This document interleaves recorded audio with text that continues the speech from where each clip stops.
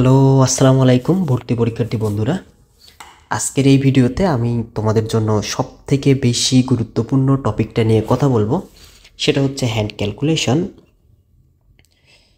আমি জানি যারা ইঞ্জিনিয়ারিং প্রিপারেশন নিচ্ছ, পাশাপাশি ঢাকা বিশ্ববিদ্যালয় সহ অন্যান্য বিশ্ববিদ্যালয়গুলোতে পরীক্ষা দিবে এবং যারা ভার্সিটি পরীক্ষা দিচ্ছ, অনেকের কাছেই তোমাদের মধ্যে অনেকের কাছেই হ্যান্ড ক্যালকুলেশন রীতিমতো একটা ভীতির নাম। মানে অনেকেই হচ্ছে ক্যালকুলেটর ছাড়া নড়তেই পারো না। অনেকের মনেই প্রশ্ন যে ভাইয়া হ্যান্ড ক্যালকুলেশন কীভাবে শিখবো, এটার জন্য আবার আলাদা করে কোচিং করতে হবে কিনা। তো ভাইয়া আমি হচ্ছে মোটামুটি কনফিডেন্স নিয়ে বলতেছি যে আজকের এই ভিডিওতে দেখার পরে তোমাদের হ্যান্ড ক্যালকুলেশন নিয়ে যত সমস্যা আছে সব শেষ হয়ে যাবে। মানে আমি এখানে মোটামুটি একদম দশমিকের গুণ ভাগ থেকে শুরু করে গুণ ভাগ করার যত ট্রিক্স আছে এবং বেশ কিছু জটিল ক্যালকুলেশনও দেখিয়েছি কিভাবে অ্যাপ্রোচ করা উচিত, সূচকের হিসাব, গুণ ভাগ করার টেকনিকগুলা। এরপরে 9.8 অভিকর্ষ ত্বরণের বেশ কিছু কাহিনী আছে যেগুলো তোমাকে এমসিকিউ করতে হেল্প করবে, মানে স্পিডটা বাড়াবে আর কি। বর্গমূল, ঘনমূল কোনগুলো তোমার মুখস্থ করতে হবে, কোথায় তোমাকে ট্রিক্স খাটাইতে হবে, তো কোন বর্গমূলগুলো ইজিলি করা যায়, কোনগুলো পরীক্ষায় বারবার আসে, এই জিনিসগুলো নিয়ে কথা বলেছি। বর্গমূল জোট, মেইনলি পিথাগোরাসের উপপাদ্যটা আমরা কীভাবে ইজিলি ইউজ করতে পারি, এরপরে লগারিদম এবং লগারিদম ইউজ করে পিএইচগুলো কীভাবে বের করতে পারি। তো সব কিছু নিয়ে মোটামুটি এই ভিডিওতে আমি কথা বলেছি। সো এই ভিডিওটা শেষ করলে হ্যান্ড ক্যালকুলেশন নিয়ে তোমাদের আর বেশি ঘাটাঘাটি করতে হবে না, জাস্ট নিজের প্র্যাকটিসটা বাকি থাকবে। প্র্যাকটিস তো আর আমরা করাই দিতে পারবো না। তো আমরা হচ্ছে শুরু করতেছি আল্লাহর নাম নিয়ে, একদম দশমিকের গুণ থেকে, বেসিক থেকে, খুবই বাচ্চাকালের পড়া এবং এগুলো তোমরা জানো, বাট ওই যে ফর্মালিটি মেনটেন করতে আমরা হচ্ছে শুরু থেকে একদম বেসিক থেকে দেখাচ্ছি। তো দশমিকের গুণ কিভাবে করতে হয়। দশমিকের গুণ হচ্ছে আমরা প্রথমে ভেবে নিব দশমিকটা নেই, দেন হচ্ছে যত ঘর পরে দশমিকটা ছিল এটা বসাই দিব। তো আমরা করে দেখি, আসলে না করলে বোঝানো কঠিন। 9.8 ইন্টু 100, এটাকে যদি আমরা গুণ করি তো এইখানে দশমিকটা নেই, তো এখানে যদি দশমিকটা না থাকে তাহলে এটা হবে 98। তো 98কে 100 দ্বারা গুণ করলে কত হবে? 98 ইন্টু 100।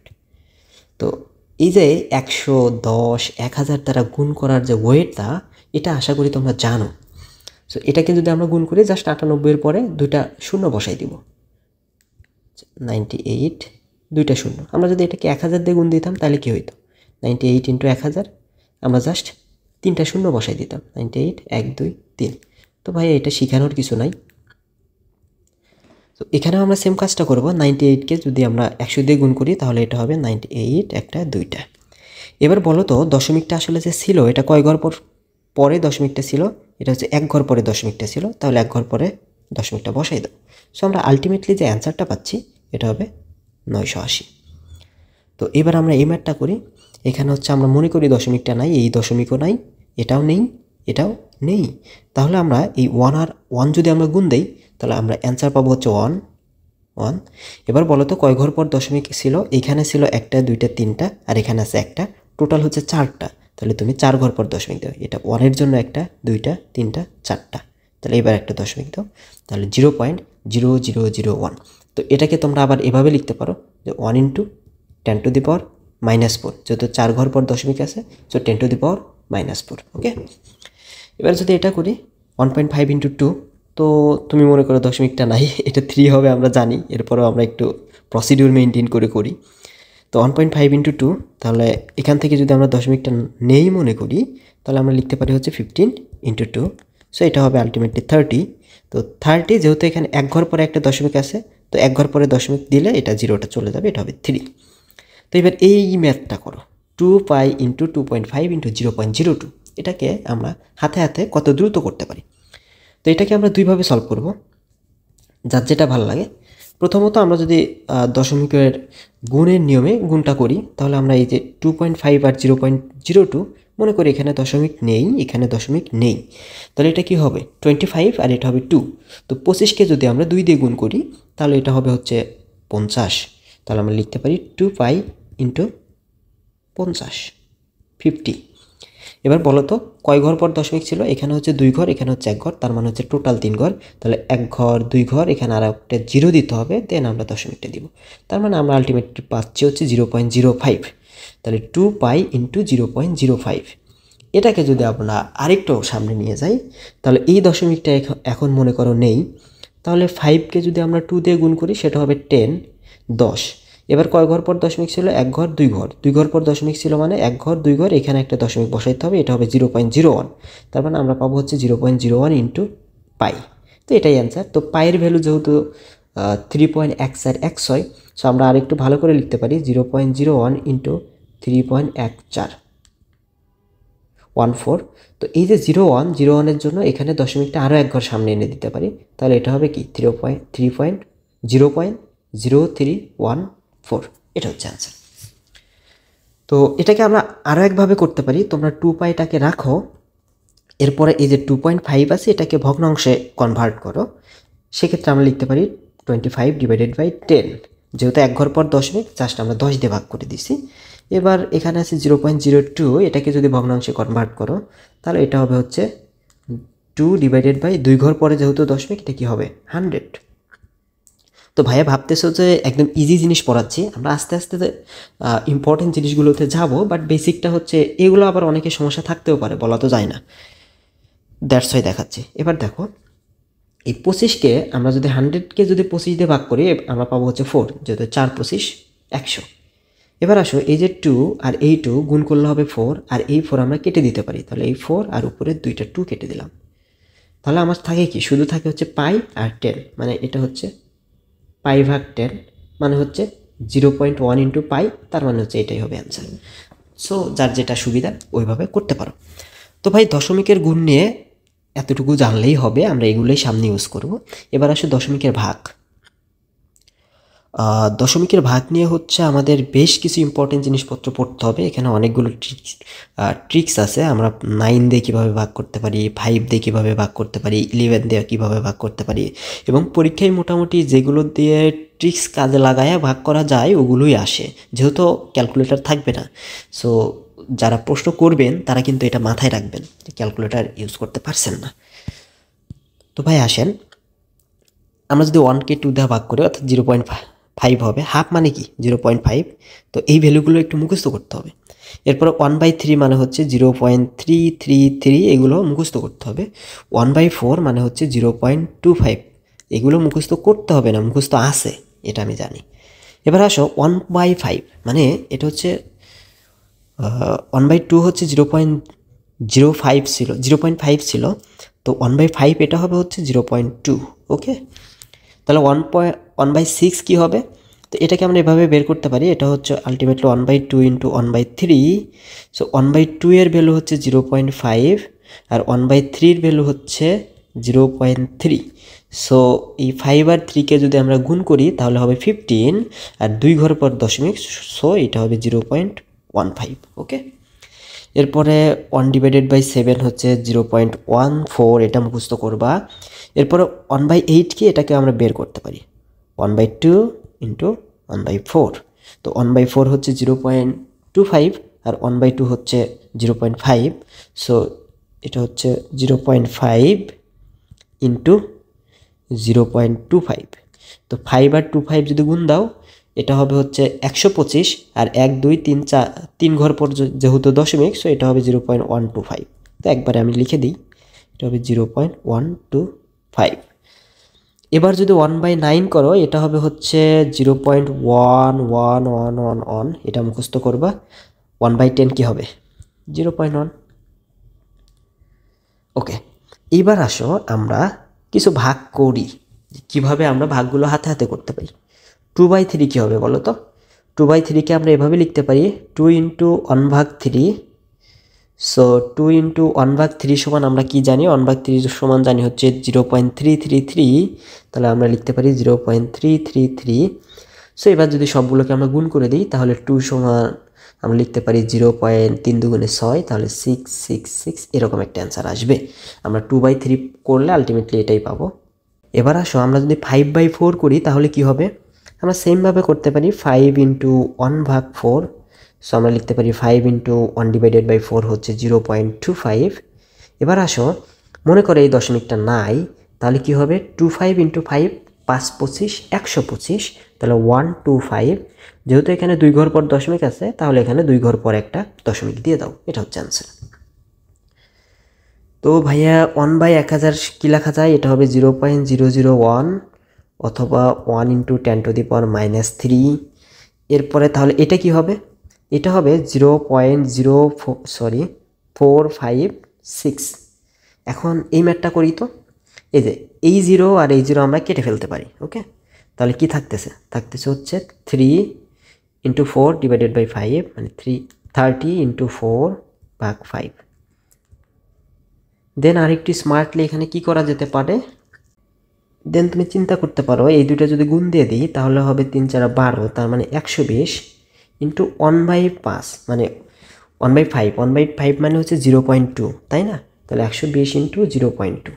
তাহলে এটাকে যদি এবার তুমি গুণ করো তাহলে 120কে তুমি 2 দিয়ে গুণ করো, মনে করো দশমিকটা নাই, তাহলে এটা কত হবে? 240 এক ঘর পর দশমিক, সো এক ঘর পর একটা দশমিক দিয়ে দাও, সো আলটিমেটলি অ্যান্সার আসতেছে 24। সো এইভাবে তোমরা হাতে হাতে স্মার্টলি ক্যালকুলেট করবা। তো আসলে ভাই হ্যান্ড ক্যালকুলেশন শেখানোর কিছু নাই, কিছু ট্রিক্স আছে, এগুলো জেনে থাকা মানে জানা থাকা ভালো।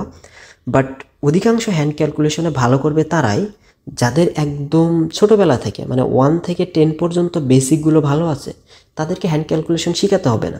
এগুলো সব আমরা বাচ্চাকালে পড়ে এসেছি, তো স্মার্টলি ওরা ক্যালকুলেশন করতে পারবে। সো যাদের একটু সমস্যা আছে তারা এগুলো শিখতে পারো।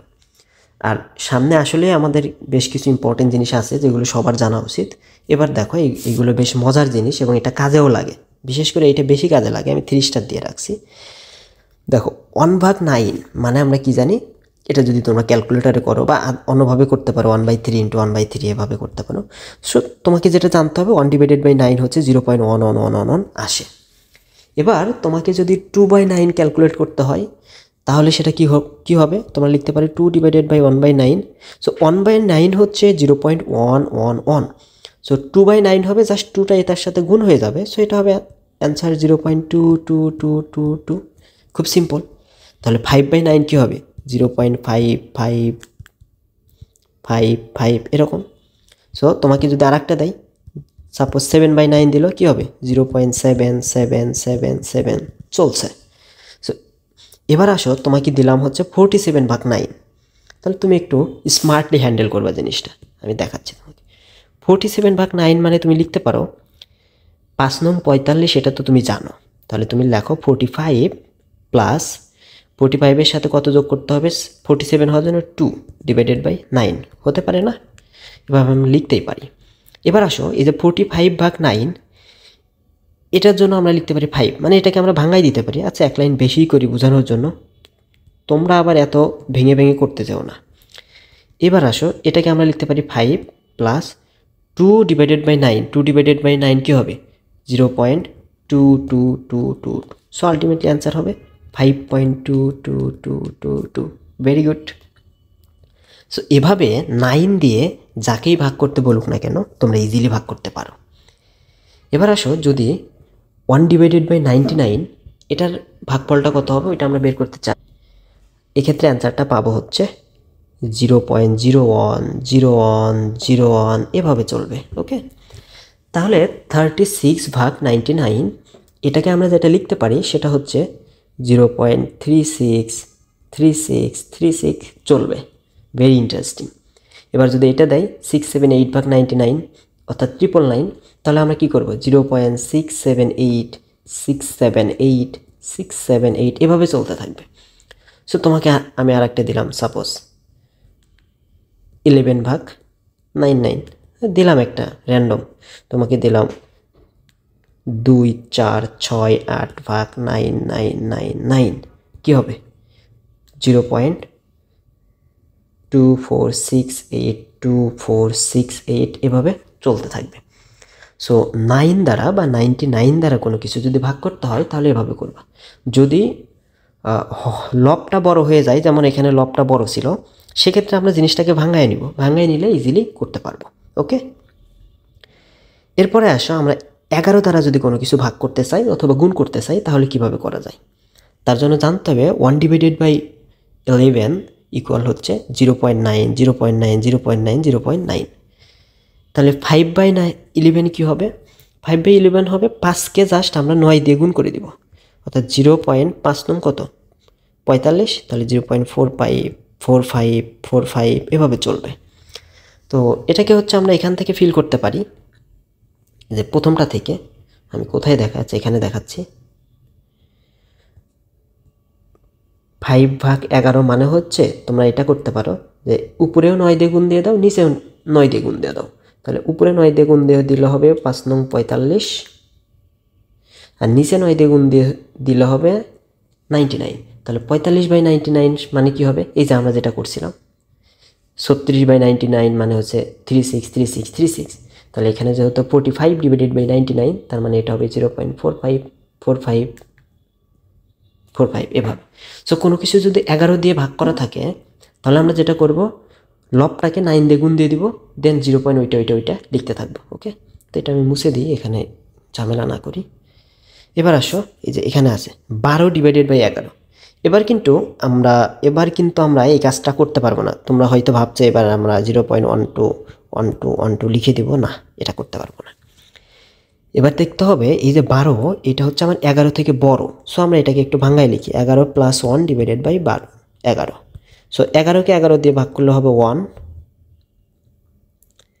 + 1/11, তার মানে কি 1 প্লাস এটার মান হয়েছে 0.090909। সো আমরা এটা হবে 1.0909 এভাবে চলতে থাকবে।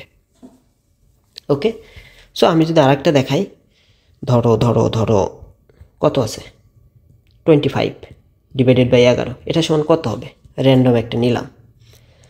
তাহলে এটা যদি আমরা ভাগ করতে চাই তাহলে তুমি কি করবা, 25কে আগে ভাঙাই নাও। 25কে আমরা লিখতে পারি 22 + 3/11। 22 + 3 তার মানে লিখতে পারো হচ্ছে এই যে 11 দুগুণে 22, তাহলে 2 + 3/11। তাহলে 2 + 3/11 মানে কি 3কে 9 দিয়ে গুণ দিয়ে লিখতে হবে, তাহলে 3 নং 27, তাহলে 0.272727 চলছে। সো আলটিমেটলি অ্যান্সারটা হবে 2.272727। ওকে, সো এভাবে তোমরা এগুলো করতে পারো। সো এইটাকে আমি এখানে কোথাও একটু ছোট করে রাখি, সরি। আরে আচ্ছা, এটাকে এখানে ছোট করে এখানে রেখে দিলাম। তোমাদের যদি পিডিএফটা লাগে আমি কমেন্টে দিয়ে দিব, সমস্যা নাই, বা ডেসক্রিপশন বক্সে দিয়ে দিতে পারি। এবার আসো আমরা এই ম্যাথটা করি। এখানে কি বলছে দেখো, এটা তোমরা নিজেরা ট্রাই করে দেখো কে কত স্মার্টলি করতে পারো। আমি তোমাদেরকে করে দেখাচ্ছি আমার মতো করে। তো 0.123 আর 0.03। সো আমরা যেটা করতে পারি এখানে সেটা হচ্ছে এরকম যদি থাকে আমরা হচ্ছে দশমিকটা এখান থেকে সরাই দেওয়ার চেষ্টা করব। দশমিকটা যদি সরাই দেওয়ার চেষ্টা করি তাহলে আমরা যেটা করতে পারি উপরে লিখতে পারি হচ্ছে 12.3 আর নিচে লিখতে পারি হচ্ছে 3। জাস্ট এখানে 0.2 ঘর এদিকে আনছে, এখানেও 0.2 ঘর এদিকে আনছে। ওকে, তাহলে 12.3 আর 3 এটাকে আমরা এভাবে লিখতে পারি 12 + 0.3/3। সো আচ্ছা, এইটাকে একটু এদিকে আনি। হ্যাঁ, এরপরে আমরা যেটা করতে পারি, আমরা যদি এই 12কে 3 দিয়ে ভাগ দিই তাহলে এটা হবে 4 + 0.3/3 লিখতে পারি। তো 4 + 0.3 ইন্টু 1/3 ভ্যালু কত বলো তো? 1/3 ভ্যালু হচ্ছে 0.33।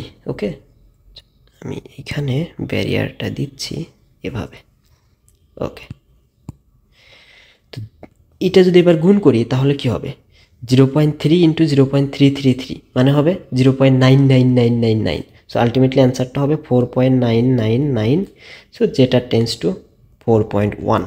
সো এই পুরাটার অ্যান্সার হবে হচ্ছে 4.1। সো ক্যালকুলেটার নাই তো কি হয়েছে, তোমরা একটু ধাপে ধাপে ক্যালকুলেট করতে থাকো না। ক্যালকুলেট করতে করতে তোমাদের মাথায় শার্পলি চিন্তা করতে পারবে এবং তোমাদের হাতে স্পিডটা বাড়বে। এবার আসো আমরা হচ্ছে 11 দিয়ে গুণ করাটা শিখি, এটাও খুব ইম্পর্টেন্ট এবং ইন্টারেস্টিং। আচ্ছা, এটাকে আমি ছোট করে দিই, এখানে জায়গাটা নষ্ট করা যাবে না।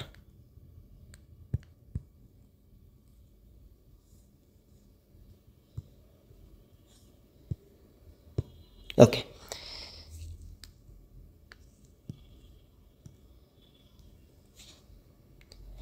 দেখো 11 দিয়ে গুণ করার নিয়মটা হলো আমরা যাকে গুণ করব ওই দুইটা আগে দুই পাশে লিখব। যেমন এখানে 45কে আমরা 11 দিয়ে গুণ করছি, তাহলে লেখো 4 আর 5। এরপরে জাস্ট এই দুইটা যোগ ফলটা মাঝখানে লেখো। 4 আর 5 যোগ করলে কত হয়? 9। তাহলে 495 হবে এটার অ্যান্সার। ক্যালকুলেটর দিয়ে করে দেখো। এবার যদি এমন হয় যেমন 99কে যদি আমরা 11 দিয়ে গুণ দেই, তাহলে আমরা যেটা করতে চাইছি সেটা হচ্ছে 9 আর 9 দুই পাশে লিখবো, এরপর এদের যোগফলটা লিখে দিব। তো যোগফলটা যদি ভিতরে লিখি তাহলে 9 আর 9 যোগ করলে হয় 18, বাট এভাবে লেখা যাবে না। যখন দেখা যাবে যে যোগফলটা 10 বা 10-এর বড় হচ্ছে, তখন আমাকে হাতে রেখে ম্যাথটা করতে হবে। তাহলে 18-র জন্য আমরা এখানে 8 লিখবো, আর এই 1 হচ্ছে 9-এর সাথে যোগ করে দিব, তাহলে এটা হবে 10। তাহলে এটা অ্যান্সার কত হবে? 1089। এটা হবে এটার অ্যান্সার। সো 11 দিয়ে গুণ করার দুইটা নিয়ম বলতে একটাই নিয়ম, আমরা জাস্ট এই দুইটা ডিজিটকে দুই পাশে লিখব, এরপরে এই দুইটা যোগফল মাঝখানে লিখব। যদি এমন হয় যে যোগফলটা 10 বা 10-এর চেয়ে বড় হচ্ছে, তখন আমরা হাতে রেখে ম্যাথটা করব, অর্থাৎ এখানে একক স্থানীয় অঙ্কটা লিখব আর দশক স্থানীয় অঙ্কটা এটার সাথে যোগ করে দিব, যেটা আমরা এখানে করেছি।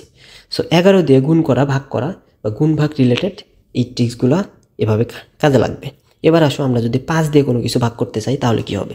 তাহলে খুব সিম্পলি এই যে হরটাকে আমরা 10-এ বা 100-তে বা 1000-এ কনভার্ট করব। যেমন 1/5 এটাকে আমরা যদি উভয় মানে হর আর লবকে 2 দিয়ে গুণ করি, তাহলে এখানে পাবো 2, এটাকে 2 দিয়ে গুণ করলে এটা পাবো 10। তাহলে 2/10 মানে কি? 0.2। শেষ। এবার ধরো 5কে 50 দিয়ে ভাগ করতে বলছে, বা 5কে না, আমরা এটা দিলাম হচ্ছে 8কে বা 7কে আমাকে 50 দিয়ে ভাগ করতে বলছে।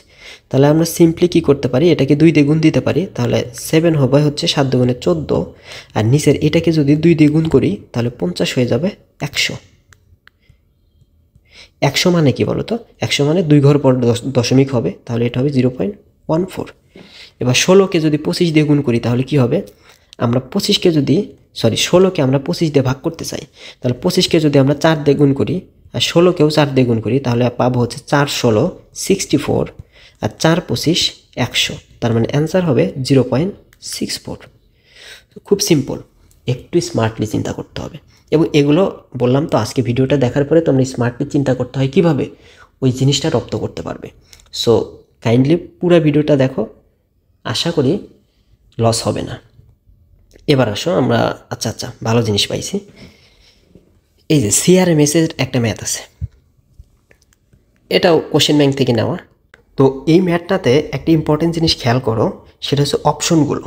তাই অপশনগুলো খেয়াল করলে তুমি একটা জিনিস আইডিয়া করতে পারবে। এখানে আছে 361 মানে 361, 461, 561, 761। তার মানে মোটামুটি প্রত্যেকটা অপশনের মধ্যে 100-র মতো করে ডিফারেন্স আছে। ওকে, সো যেহেতু অপশনগুলো কাছাকাছি না, এদের মধ্যে ডিস্টেন্স অনেক বেশি, সো আমরা এই ক্যালকুলেশনটা যদি অ্যাপ্রক্সিমেটলি করি, অর্থাৎ কাছাকাছি ভ্যালু নিয়ে করি, একদম অ্যাকুরেটলি না করি, তাহলেও কিন্তু আমরা অ্যান্সারটা বের করে ফেলতে পারবো।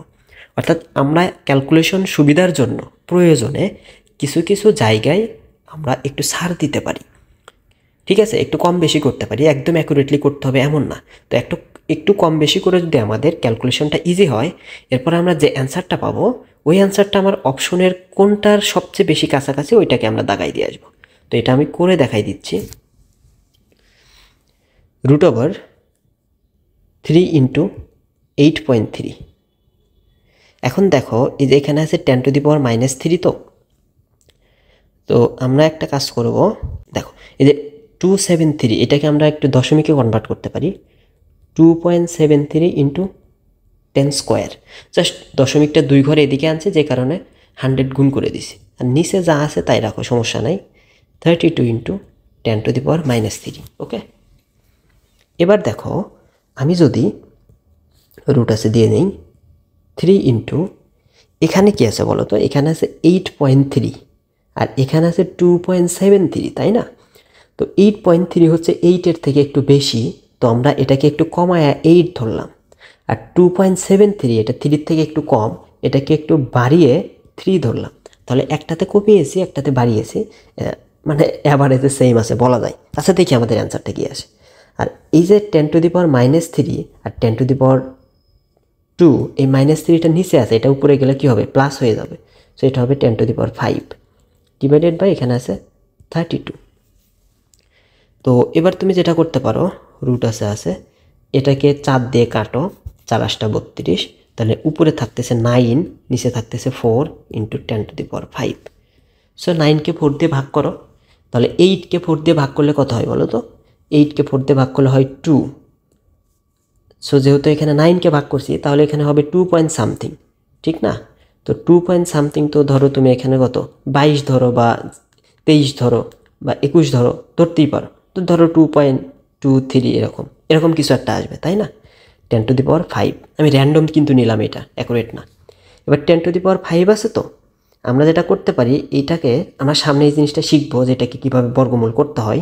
তো এটাকে আমরা একটু জোড় সংখ্যাতে আনবো। সেক্ষেত্রে আমরা এই যে 2.23কে লিখতে পারি 22.3 ইন্টু 10⁴।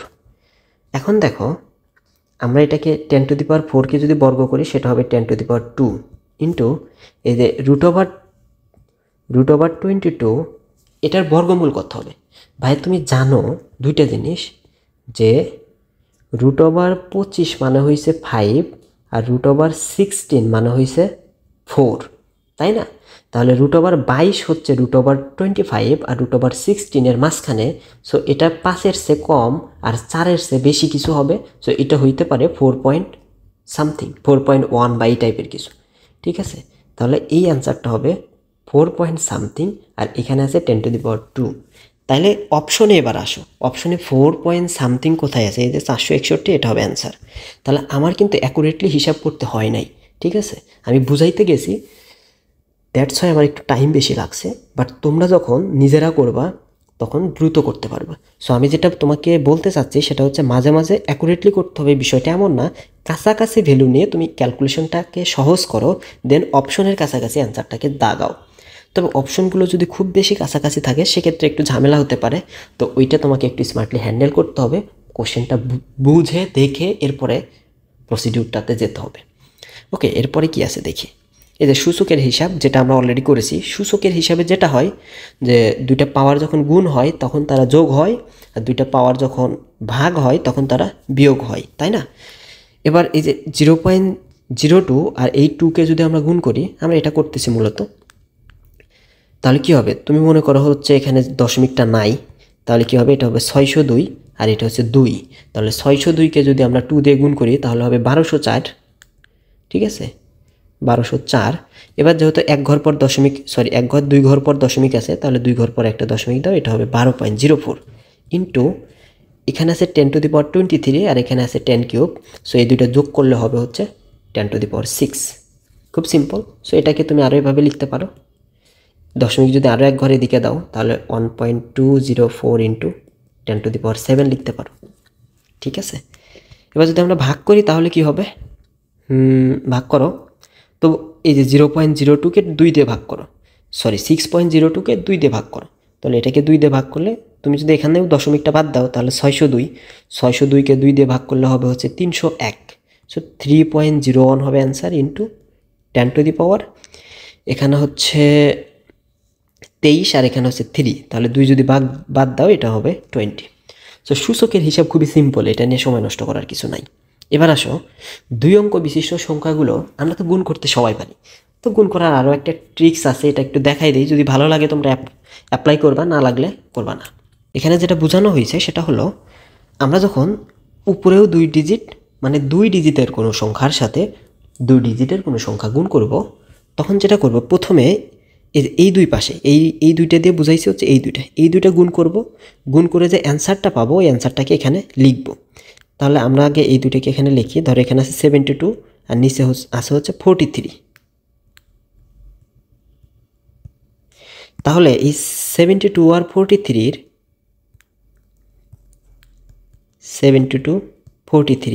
এই 2 আর 3 গুণ করলে হবে 6, তাই না? 3 দুগুণে 6। তাহলে এই 6টা এখানে লেখো, এখানে হচ্ছে 6। এরপরের কাজ হচ্ছে এই বরাবর আর এই বরাবর গুণ করে যোগ করব, দেন যোগ ফলটা এখানে লিখব। তাহলে এখানে কি ছিল? এখানে ছিল হচ্ছে 72 43। যদি যোগ করো তাহলে এটা হবে 3 7 21 আর এটা হবে হচ্ছে 4 দুগুণে 8। তাহলে 21 আর 8 যোগ করলে হয় হচ্ছে 29, তাই না? 21 + 8। এখন এই 29-এ 9টাকে লিখবো আর হাতে থাকবে 2, তাহলে এখানে 9 লিখো, হাতে থাকে 2। এরপরের কাজ হচ্ছে এই দুইটা, তাহলে এখানে লেখো 72 আর 43। এবার এই দুইটা যদি তুমি গুণ করো তাহলে হবে 4 7 28। এই 28 এবং সাথে হাতে ছিল হচ্ছে এই 2, ঠিক আছে। এই 28 আর 2 এখানে যোগ করে লিখতে হবে হচ্ছে 30। তাহলে এটার অ্যান্সার হবে 3096। সো এইভাবে তোমরা যে কোনো 2 অঙ্ক বিশিষ্ট সংখ্যার গুণফল নির্ণয় করতে পারো। কি করছি আমরা প্রথমে এই দুইটা যোগ করে এখানে এই দুইটা গুণ করে গুণফলটা এখানে লিখছি। অবশ্যই হাতে রেখে করতে হবে। এটা যদি 10-এর বড় হয় তাহলে একক স্থানীয় অঙ্কটা লিখবো, দশক স্থানীয় অঙ্কটা হাতে রাখবো। এরপরে কি করছি, এই দুইটা গুণ করছি, দেন এই দুটো গুণ করে যোগফলটা এখানে লিখছি, দেন হচ্ছে এই দুটো গুণ করে এখানে লিখছি, শেষ। এভাবে তোমরা যে কোনো গুণ করতে পারো। তো এটা যদি কঠিন লাগে তোমরা ইউজুয়ালি যেটা করো ওইভাবেই করতে পারো, যেভাবে করো। তোমার কথা হচ্ছে ভাইয়া টাইম সেভ করতে হবে, কীভাবে করতেছো এটা ডাজেন্ট ম্যাটার। এবার আসো, খুবই ইম্পর্টেন্ট একটা টপিকে আমরা আসলাম, সেটা হচ্ছে জি এর ভ্যালু। তোমরা দেখবা ফিজিক্সে অনেকগুলো চ্যাপ্টারে এই জি এর ভ্যালুতে ম্যাথ আসে এবং এমসিকিউ আসে। তো এই জি এর ভ্যালু হচ্ছে 9.8। 9.8-এর সাথে যদি আমরা 1 গুণ দেই তাহলে ওইটা 9.8ই থাকবে। 9.8-এর সাথে যদি আমরা 2 গুণ দেই তাহলে ওইটা হবে হচ্ছে 19.6। যদি 3 গুণ দেই তাহলে ওইটা হবে 29.4। যদি আমরা 4 গুণ দিই ওটা হবে 39.2। এরপরে যদি আমরা 5 গুণ দিই ওটা হবে 49.0। এই যে 5টা গুণ দিলাম, এই ভ্যালুগুলো তোমাকে একটু মাথায় রাখতে হবে। দেখো এই ভ্যালুটা মনে রাখা খুব সহজ। 1 গুণ দিলে ছিল এখানে 9, 2 গুণ দিলে হয়ে গেছে 19, 3 গুণ দিলে হয়ে গেছে 29, 4 গুণ দিলে হয়ে গেছে 39, 5 গুণ দিলে হয়ে গেছে 49। এরপরে দশমিকের পরে কি হয়েছে, 8 দিয়ে শুরু হয়েছিল, 2 করে 0.2 করে মাইনাস হয়েছে, এটা ছিল 8, এটা হয়েছে 0.6, এটা হচ্ছে 0.4, এটা হচ্ছে 0.2, এটা হচ্ছে 0.0। সো এই যে 9.8কে 5 পর্যন্ত আমরা যদি গুণ দেই তাহলে এই আনসারগুলো আসে, এটা মনে রাখবা। এবার আসো ভাগ করলে কি হয়। 9.8কে যদি 2 দিয়ে ভাগ করে এটার আনসার হবে 4.9। টানা মুখস্থ করে ফেলবা এগুলা, কারণ এগুলো কাজে লাগে। তো তুমি অন্যভাবে একটু ট্রাই করতে পারো। ধরো 4.9 তোমার মনে নাই, তুমি কী করবা, 9.8-এর কাছাকাছি তো 10, জিকে 10 ধরে হিসাব করো, তাইলেও কাছাকাছি অ্যান্সার পাবা। 10কে 2 দিয়ে ভাগ করলে আসবে 5। তো ভাই এখানে তো অ্যাকচুয়ালি 10 ছিল না, 10-এর একটু কম ছিল, তাহলে এটা 5 হবে না, 5-এর একটু কম হবে, 4.9। ভাই 10কে 2 দিয়ে ভাগ করে কিন্তু 4.9 লিখি নাই, 9.2-কে 2 দিয়ে ভাগ করে 4.9 লিখছি। তোমরা চাইলে আরও ডিটেলসে করতে পারো, বাট দরকার নাই। 4.9 এটা মুখস্থ করো, আশা করি অলরেডি মুখস্থ হয়ে গেছে। এবার আসো 9.8-কে আমরা 3 দিয়ে ভাগ করতে চাই। সো এটাও তোমরা 10কে 3 দিয়ে ভাগ করলে পাবো হচ্ছে 3.3333 এরকম। সো যেহেতু এটা 10-এর থেকে একটু কম, সো এটা হবে 3.26। তো তোমরা চাইলে এটাকে মুখস্থ করতে পারো বা হিসাব ম্যাথ করেও বের করতে পারো। এটা আসো 10কে যদি আমরা 9.8-কে যদি 4 দিয়ে ভাগ দিই তাহলে কি হবে, এটা হবে হইছে 2.45। টানা মুখস্থ 2.45। তো এটাকে আমরা চাইলে বের করতে পারি। কিভাবে বের করতে পারি, তুমি 10কে 4 দিয়ে ভাগ দাও, সেটাও করবো না আমরা। এখানে আমরা সবগুলো ম্যাথে এইভাবে করতে পারি, যেটা এখন দেখাচ্ছি। সেটা হচ্ছে 9.8-কে লিখতে পারো 10 - 0.2 ডিভাইডেড বাই 4, ঠিক না। এবার ভাঙাও, 10 ভাগ 4 - 0.2 ভাগ 4। এবার আসো 10 ভাগ 4 মানে কি, 10কে 2 ভাগ করলে হয় 5, 5কে আবার 2 ভাগ করলে হয় 2.5। সো 10 ভাগ 4 মানে 2.5 ভাগ 0.2 ইন্টু 1 ভাগ 4। 0.2 ইন্টু 1 ভাগ 4 মানে 0.25, যেটা আমরা মুখস্থ করে আইছি 0.25। তাহলে এবার এই দুইটা গুণ দাও, 25 × 2 = 50। কয় ঘর পর দশমিক আছে, 1 ঘর, 2 ঘর, 3 ঘর পর দশমিক আছে। সো এই পুরোটার জন্য লিখতে পারি 0.05। তাহলে 0.25 থেকে যদি 0.05 বাদ দাও কি হবে, 2.45। সো এটা অ্যান্সার। তো এইভাবে তুমি চাইলে বাকি সবগুলো করতে পারো। সো ওইটা আমার ইন্টেনশন না, আমার ইন্টেনশন হচ্ছে এই ভ্যালুগুলো তোমাকে মনে রাখতে হবে, এইটা। ওকে।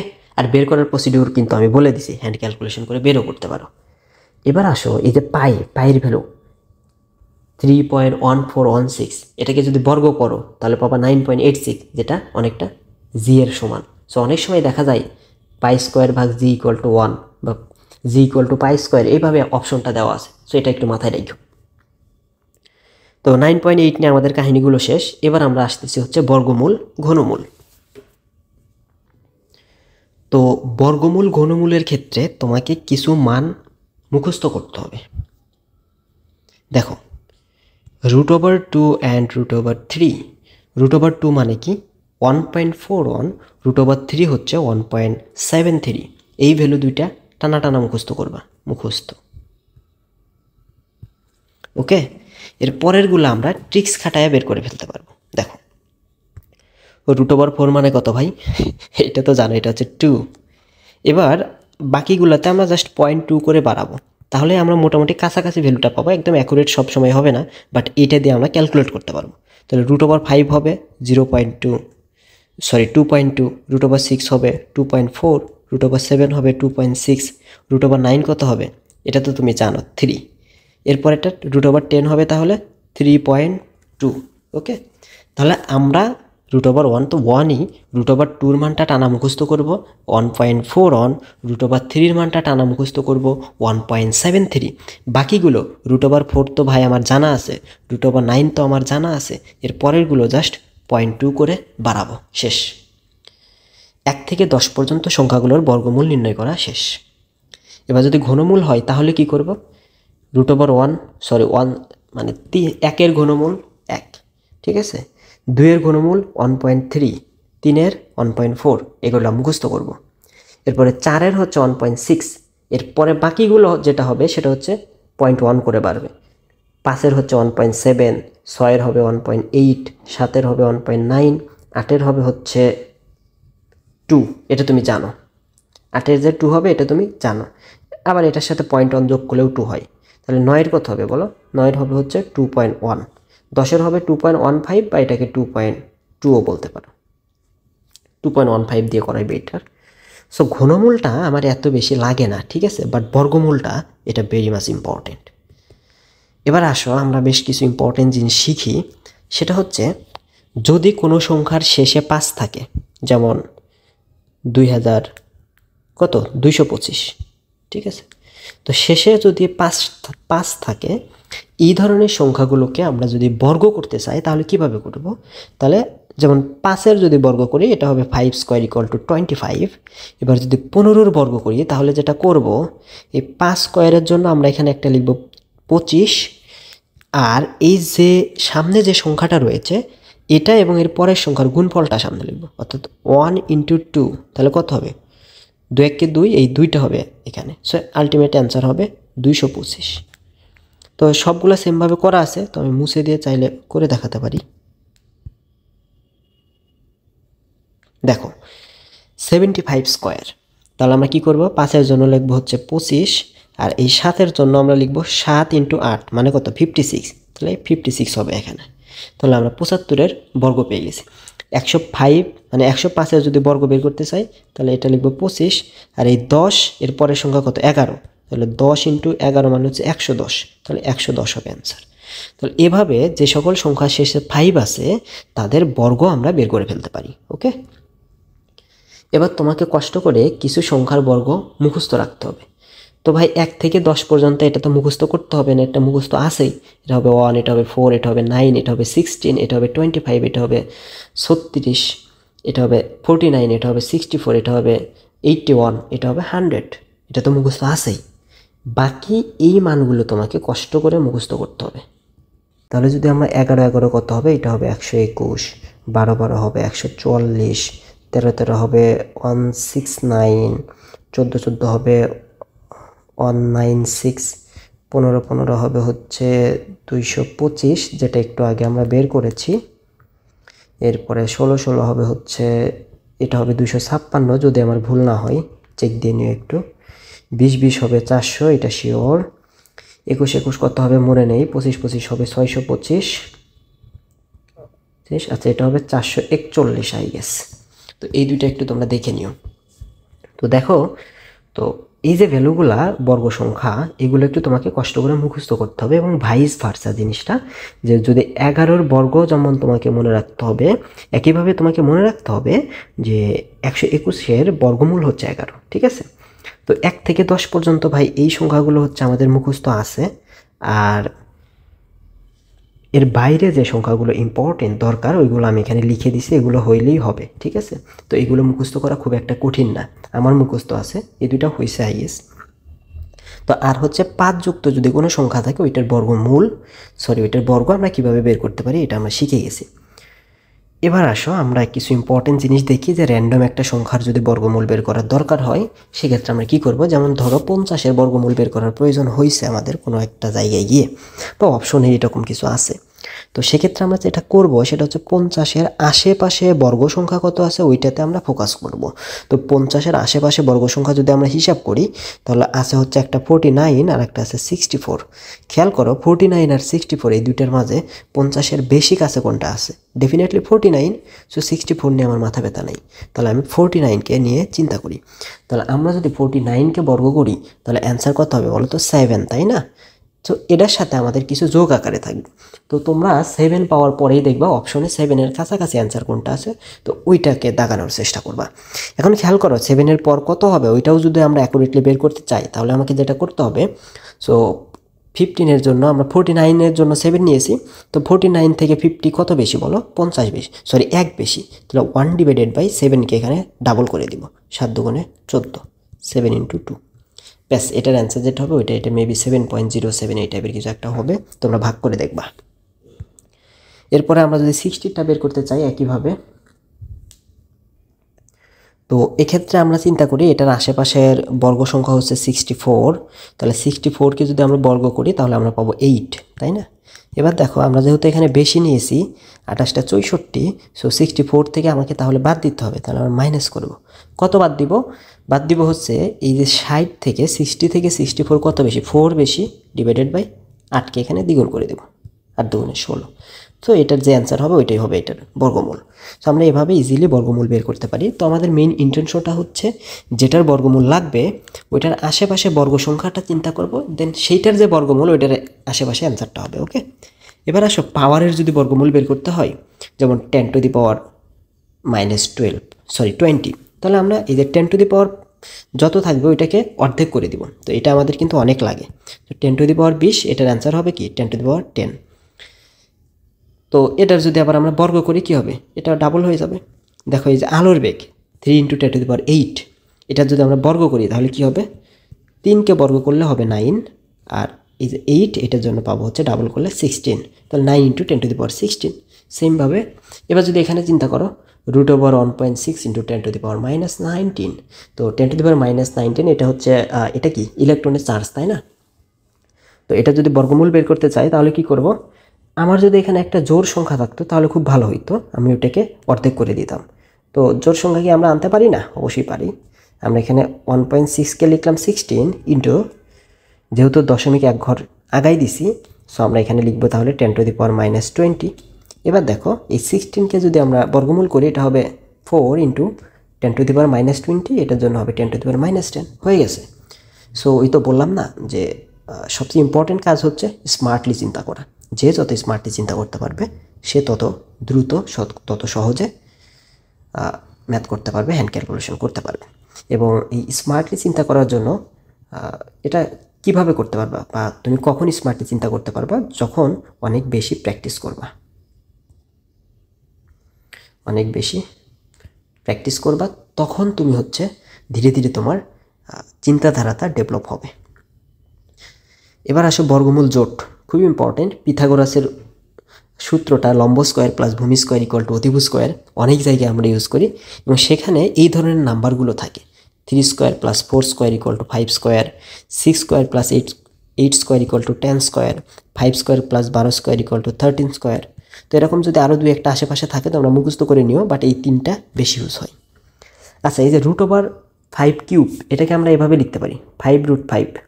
তো দুইটা শেপের সাথে একটু পরিচিত থাকা দরকার, এজন্য আমি লিখছি এখানে। তো এটা অ্যাকচুয়ালি কি √5 3বার গুণ আকারে আছে, তাই না? তো √5 3বার গুণ আকারে থাকা মানে এই দুইটার জন্য আমরা লিখতে পারি 5, আর এটা হবে √5। সো একইভাবে √2³ মানে কি? 2√2। সো MCQ এই টাইপের অপশন দেয়, অনেক সময় ঝামেলা লাগে, এই জন্য দেখাচ্ছি। এবার আসো আমরা সব থেকে ইম্পর্টেন্ট জায়গাটাতে চলে এসেছি, লগ এবং পিএইচ। কেমিস্ট্রিতে পিএইচের ম্যাথ থাকবে না, এটা চিন্তাই করা যায় না। এবং সেটা কিভাবে আমরা সহজে হিসাব করতে পারি, এখানে আমরা সব টাইপের ম্যাথ দেখব। তো তার জন্য একটু কষ্ট করে ভাইয়া তোমাকে লগারিদমের বেসিক ভ্যালুগুলো মুখস্থ করতে হবে। ভাই লগ 0-এর মান লগ 1-এর মান 0 হয়, এটা তুমি জানো। লগ 10-এর মান 1 হয়, এটাও তুমি জানো। বাকি থাকে আর কয়টা? 8টা। এই 8টা তোমাকে মুখস্থ করতে হবে। লগ 2-এর মান হচ্ছে 0.3, লগ 3-এর মান হচ্ছে 0.5। আচ্ছা দাঁড়াও, এখানে আসলে কোনো ট্রিক্স নাই, তবে হ্যাঁ একটা জিনিস বলে দেওয়া যায়, সেটা হচ্ছে এখানে 3 তো আর এখানে 5, মানে 2 বাড়ছে, দেন ওইটার পয়েন্ট হয়েছে, 3 আর 2 যোগ করলে 5 হয়, ওইটা হচ্ছে 0.5।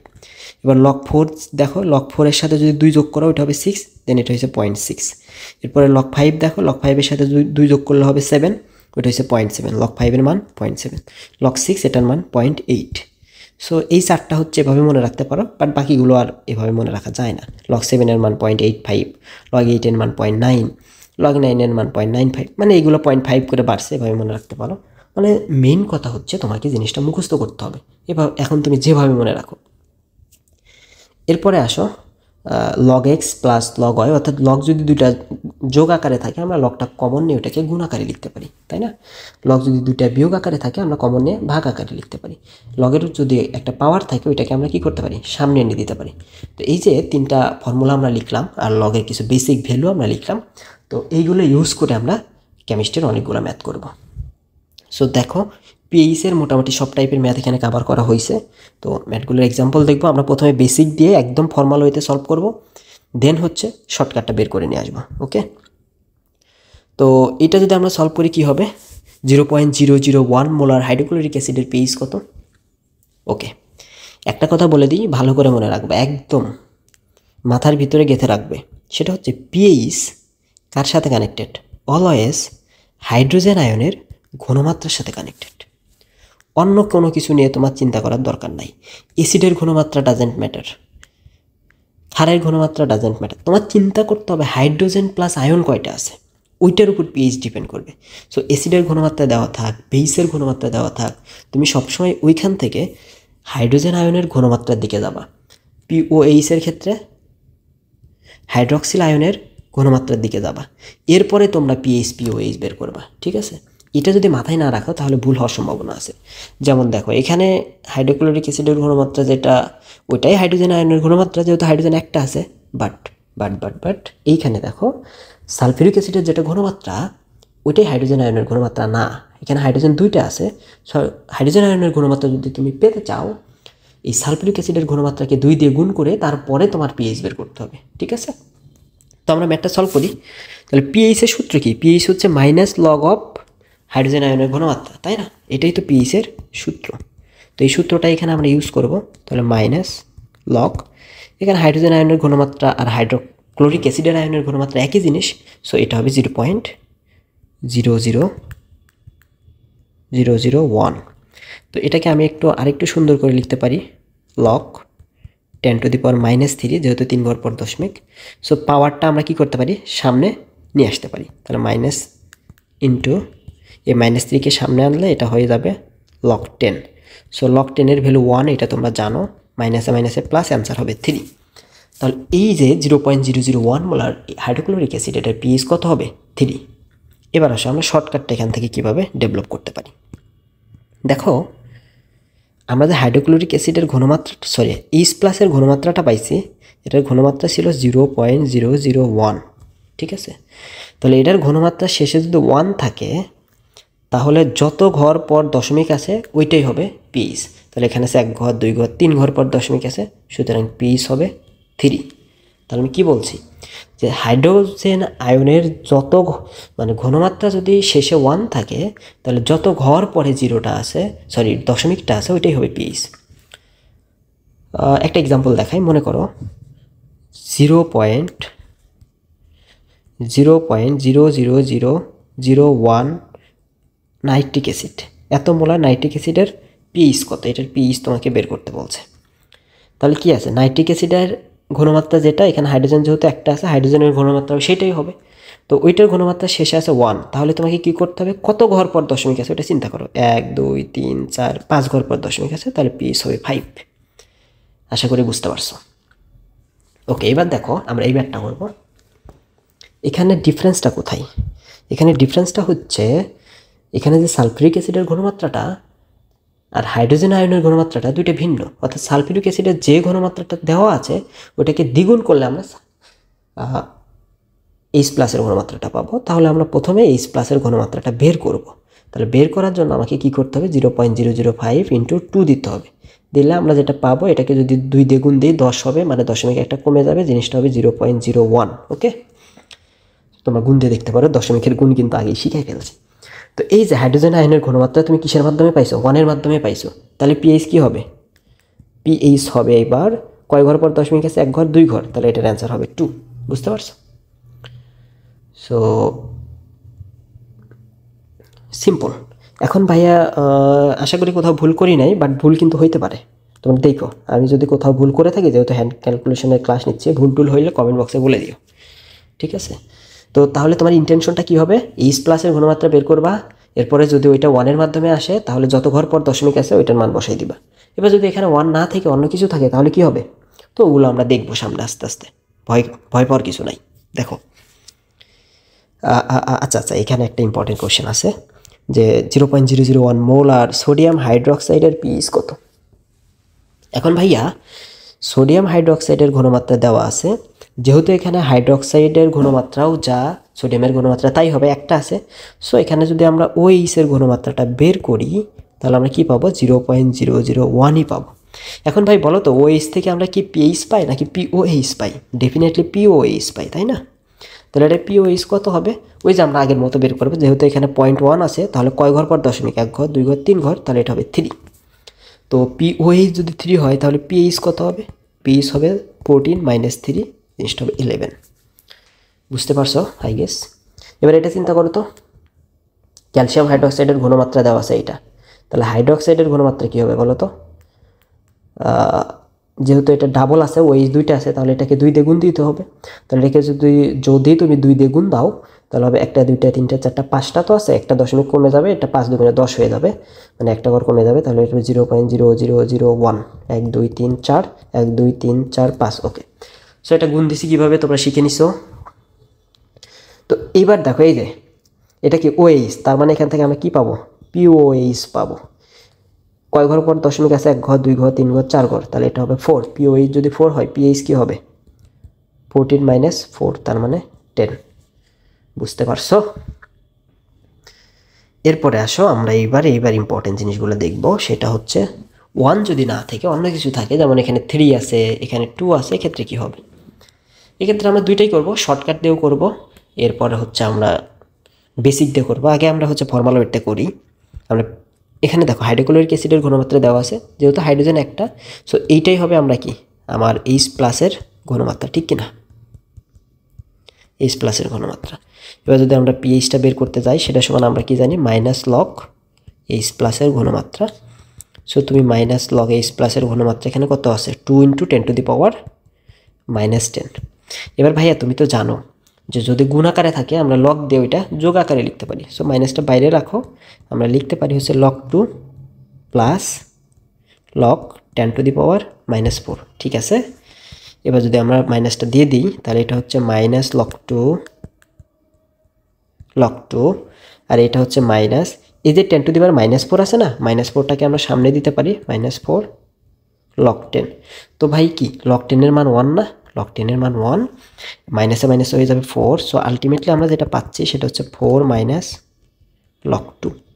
এই যে ভাইয়া কষ্ট করে এখন তোমাকে আমি বলছিলাম না যে লগারিদমের বেসিক ভ্যালুগুলো তোমাকে মুখস্থ রাখতে হবে, এই যে log 2টা তোমাকে মুখস্থ করতে হবে। তো log 2 এর ভ্যালু কত, ওই যে আমরা আগে লিখে রাখছি, log 2 এর ভ্যালু হচ্ছে 0.3। সো আমরা এখানে 4 থেকে 0.3 বাদ দিয়ে দিব, তাহলে 4 - 0.3। সো এটা কি হবে, 3.7। এটা হচ্ছে পিএইচ এর ভ্যালু। ঠিক আছে? এবার দেখো আমরা এখানে অনেকখানি ম্যাথ করছি, বাট আমরা চাইলে এটা ইজিলি করতে পারি। ইজিলি কিভাবে করতে পারি, আচ্ছা সেটার জন্য আমি একটু জায়গা বের করে নিচ্ছি, এটাকে একটু ছোট করি।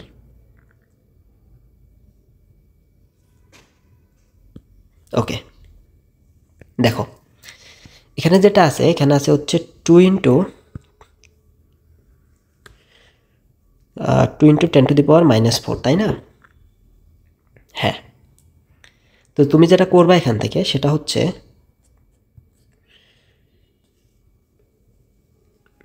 এই যে 10 এর পাওয়ার যত ওইটাকে সামনে লিখবা। 10 এর পাওয়ার -4 না? তো আচ্ছা আমি এখানে একটু জিনিসটা লিখি, যেহেতু আমরা এইচ প্লাসের ঘনমাত্রা পেয়েছি হচ্ছে 2 × 10⁻⁻4, তো তোমার কাজ হচ্ছে এই 10 এর পাওয়ারটার পজিটিভ মানটা সামনে লেখা। তাহলে P is equal to direct 4 minus এটা যেটা আছে এটার লগারিদমিক ভ্যালুটা বাদ দেওয়া log 2। ঠিক আছে, এই যে আমরা একদম এটা পেয়ে গেছি ডিরেক্ট। তাহলে আমরা কি করছি, 10 এর যেটা পাওয়ার ওইটার পজিটিভ ভ্যালুটা সামনে লিখেছি, দেন যেটা গুণাকারে আছে ওইটার লগারিদমিক মানটা বাদ দিতে হবে, অর্থাৎ log 2টা বাদ দিতে হবে। বাদ দিলে তুমি এটা পাবা। বুঝতে পারছো? তো আমরা আরেকটা দেখি। এইটা দেখো, এখানে সালফিউরিক অ্যাসিডের ঘনমাত্রা আছে 0.003। তো এখান থেকে যদি আমরা ইয়ার ঘনমাত্রা বের করি, এইচ প্লাসের ঘনমাত্রা বের করতে চাই, তাহলে কি হবে বলো তো? আচ্ছা আমি এই কালার দেই।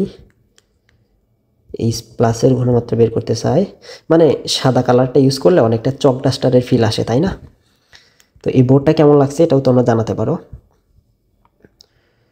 এইচ প্লাসের ঘনমাত্রা হবে হচ্ছে এটা দ্বিগুণ হবে, তাই না? তো 0.003কে যদি 2 দিয়ে গুণ করি এটা হবে কি 0.006। তো 0.006কে আমরা এটা লিখতে পারি না? এটা হবে 6 × 10⁻⁻, এটা কয় ঘর? 1 ঘর, 2 ঘর, 3 ঘর, -3 লেখা যায় তো? যায়। তাহলে পিএইচ কত হবে বলো? পিএইচ হবে, আমি কি বলছিলাম, 10 এর পাওয়ার যেটা ওটা সামনে আসবে, তাহলে এটা হবে 3 মাইনাস এটার লগারিদমিক ভ্যালুটা বাদ যাবে, তার মানে log 6 বাদ যাবে। তাহলে ভাই log 6 এর মান কত এটা তোমাকে মুখস্থ করতে হবে, দেন 3 থেকে ওইটা বাদ দিতে হবে, তাহলে তুমি পিএইচ এর ভ্যালুটা পাবা। তাহলে 1 যদি না থেকে অন্য কিছুও থাকে, যেমন এখানে 3 আছে, 2 আছে, সেক্ষেত্রে তোমাকে কষ্ট করে ওই যে লগারিদমিক ভ্যালুগুলো মনে রাখা লাগতেছে, দেন 10 এর পাওয়ার থেকে ওইটা লগারিদমিক ভ্যালুটা বাদ দেওয়া লাগতেছে, দিলেই তুমি ডিরেক্ট পিএইচ পেয়ে যাচ্ছ। তো একইভাবে তোমার পিওএইচ বের করা লাগতে পারে। এই জিনিসটা যদি বেস হইতো তাহলে আমরা পিওএইচ আগে বের করতাম, দেন 14 থেকে বাদ দিয়ে পিএইচ বের করতাম, যেটা অলরেডি আমি দেখাই ফেলছি। ওকে, এইবার আসো, এবার একটু আমরা রিভার্স প্রসেসে যাব। মানে এতদিন আমার কি ছিল, ঘনমাত্রায় দেওয়া ছিল, পিএইচ বের করেছি। এবার হচ্ছে ভাইয়া পিএইচটা দেওয়া আছে, আমাকে ঘনমাত্রাটা বের করতে হবে। পিএইচ দেওয়া আছে 4.5, তাহলে আমার ঘনমাত্রা কত হবে? হাইড্রোজেন আয়নের ঘনমাত্রা কত হবে? হাইড্রক্সিল আয়নের ঘনমাত্রা কত হবে? তাহলে আমরা কি করব, এটার জন্য আমরা এটার ব্যাক ক্যালকুলেশন করব আর কি। তবে এটার হচ্ছে ট্রিক্স আছে খুবই সুন্দর, আমরা ট্রিক্সটা দেখি। তাহলে আমরা যদি ওএইচ এর ঘনমাত্রা বের করতে চাই, আমার এখানে সবার আগে কাজ হচ্ছে এই যে পিএইচ যার থাকবে, মানে যত থাকবে ওইটার সে বড় পূর্ণ সংখ্যাটা দিব। মানে 4.5 সমান আমরা কি লিখতে পারি বলো তো? লিখতে পারি 5 - 0.5 লিখতে পারি না? হ্যাঁ, যদি এমন হইতো দেখো যে 4.3 আছে লাইক, তাহলে কি লিখতে পারতাম? বা ধরো 7.8 আছে, তাহলে আমরা কি লিখতে পারতাম? এটা লিখতে পারতাম হচ্ছে 8 - 0.2 লিখতে পারতাম না? 8 - 0.2। তো আমরা এইভাবে আগে লিখব, বড় পূর্ণ সংখ্যা থেকে কত বাদ দিলে এটা হয়, ওইভাবে আমরা লিখব। তাহলে এটাকে লিখছি। তো এবার তোমার কাজ হচ্ছে 5 মাইনাস লগ 0.5, এটা কার লগারিদমিক ভ্যালু এটা তোমাকে বের করতে হবে। তো এই যে 0.5 এটা কার লগারিদমিক ভ্যালু, এটাকে তুমি হচ্ছে, আমি ওখানে যদি যাই, দেখো 0.5 হচ্ছে log 3 এর মান। তাহলে তুমি যেটা করবা, এখানে log 3 লিখবা, log 3। ঠিক আছে, তাহলে আমরা কি করলাম দেখো, যেটার পিএইচ দেওয়া ছিল ওইটার কাছাকাছি, মানে ওইটার বড় পূর্ণ সংখ্যা নিয়েছি, সেখান থেকে কত বাদ দিলে ওইটা হচ্ছে ওইটা লিখছি, দেন ওইটার লগারিদমিক ভ্যালু নিছি, তাই না? তো ওইটা লগারিদমিক ভ্যালু নেওয়ার পরে আমার কাজ হচ্ছে এবার খুব সহজ। আমরা এখানে কি করছিলাম বলো? এখানে যেটা করছিলাম 10 এর পাওয়ারটাকে সামনে দিয়েছিলাম আর এইটাকে লগের সাথে দিয়েছিলাম। তো এবার হচ্ছে আমরা উল্টা কাজ করব, সেটা হচ্ছে এটাকে সামনে দিব আর এইটাকে 10 এর পাওয়ারে দিব। তাহলে এটা হবে 3 × 10⁻⁻5। বোঝা গেছে? দেখো 3 × 10⁻⁻5। আচ্ছা আমি আর একটা করতেছি, একটু কমপ্লেক্স হয়ে গেল হয়তো বা। দেখো আমরা যদি এবার পিওএইচটা বের করতে চাই, তো এটাই হচ্ছে আমার ঘনমাত্রাটা, এটাই হচ্ছে এইচ প্লাসের ঘনমাত্রা। ঠিক আছে, এবার দেখো আমরা যদি ওএইচ এর ঘনমাত্রা বের করতে চাই, সেক্ষেত্রে আমাকে কোথায় যেতে হবে বলো তো? সেক্ষেত্রে আমাকে যেতে হবে পিওএইচটাতে। তো যেহেতু পিএইচ দেওয়া আছে 4.5, তাহলে আমরা যদি পিওএইচ বের করতে চাই, তাহলে সেটা হবে হচ্ছে 14 - 4.5, তার মানে এটা হচ্ছে আলটিমেটলি 9.5, তাই না?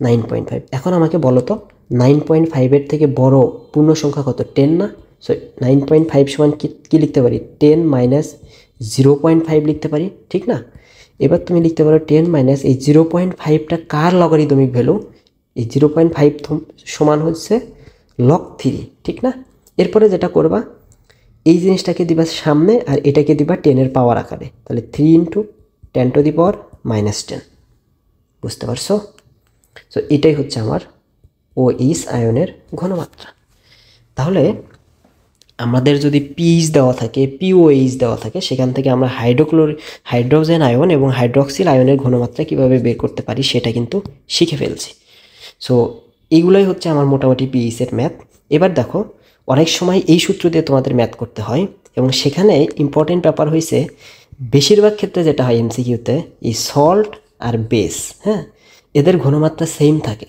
তো এদের ঘনমাত্রা যদি সেম হয় তাহলে এই পুরো জিনিসটার ভ্যালু হয়ে যাবে 1 পুরো জিনিসটার ভ্যালু যদি 1 হয়ে যায় log 1 এর মান কত 0 সো এটার অ্যাকচুয়ালি কোনো গুরুত্বই নাই এই pKa বা pKb যেটা ওইটাই হচ্ছে pH বা POH এর ভ্যালুটা সো 0 যদি না হয়ে অন্য কিছু হয় সেক্ষেত্রেও কিন্তু আমরা লগের ভ্যালু কীভাবে বের করতে হয় ওগুলো শিখে ফেলছি ঠিক আছে তো এই ছিল হচ্ছে হ্যান্ড ক্যালকুলেশনের মোটামুটি সব কিছু এখানে হচ্ছে আমি এবার তোমাদেরকে কিছু ডিসক্লেইমার দিই ঠিক আছে মনোযোগ দিয়ে শুনবা সেটা হচ্ছে হ্যান্ড ক্যালকুলেশনে যদি আরও টিক্স তোমরা পড়তে চাও অভাব নাই ম্যাথমেটিক্সে এত ট্রিক্স আছে যে ওইটা পড়তে গেলেও সাগরে হারাই যাবে তোমার তো ভাইয়ের সামনে অ্যাডমিশন তোমার তো এটা মেইন ফোকাস হওয়া উচিত না সো যতগুলো না জানলেই নয় যতগুলো জানলে তুমি অ্যাডমিশন পার করতে পারবা বা তোমার অ্যাডমিশনে যতগুলো লাগবে আমি ওইগুলো খুব সুন্দর করে দেখাই দিয়েছি একটা ক্লাসে দিস ইজ এনাফ এর বেশি তোমার দরকার নাই কেউ চাইলে হাতে টাইম থাকলে শিখতে পারো বাট তোমার এখন ইম্পর্টেন্ট কাজ হচ্ছে এই জিনিসগুলো ইউজ করে কিভাবে প্রত্যেকটা সাবজেক্টের ম্যাথগুলো সলভ করতে হয় ওইটা শেখা তবে হ্যাঁ যারা ইঞ্জিনিয়ারিং প্রিপারেশন নিচ্ছ তোমাদের জন্য দিস ইজ এনাফ তোমরা যে ইঞ্জিনিয়ারিং কোশ্চেন ব্যাংক বা ভার্সিটি কোশ্চেন ব্যাংক প্র্যাকটিস করতেছো ওইখানে এগুলো অ্যাপ্লাই করবা দ্যাটস ইট বাট যারা ভার্সিটি প্রিপারেশন নিচ্ছ তোমাদের জন্য হচ্ছে সাবজেক্ট ওয়াইজ অনেক হ্যান্ড ক্যালকুলেশন আছে ওগুলো তোমরা চাইলে শিখতে পারো এবং আমি আশা করি শিখে ফেলছো এগুলো হচ্ছে সব জায়গায় অ্যাপ্লাই করতে পারবা বাট প্রত্যেক চ্যাপ্টারেই তো কিছু টিক্স থাকে তো ওইগুলা এতদিনে শিখে ফেলার কথা তো ওগুলো নিয়ে আজকে আমার ভিডিও ছিল না আজকে আমার ভিডিওতে ছিল হচ্ছে মূল বেসিক জিনিসগুলো যেগুলো সব জায়গায় কাজে লাগবে তো ভিডিওটা কেমন লাগছে বা এরপরে তোমরা কোন টপিকের ভিডিও চাও ওইটা আমাকে জানাবে থ্যাংক ইউ সো মাচ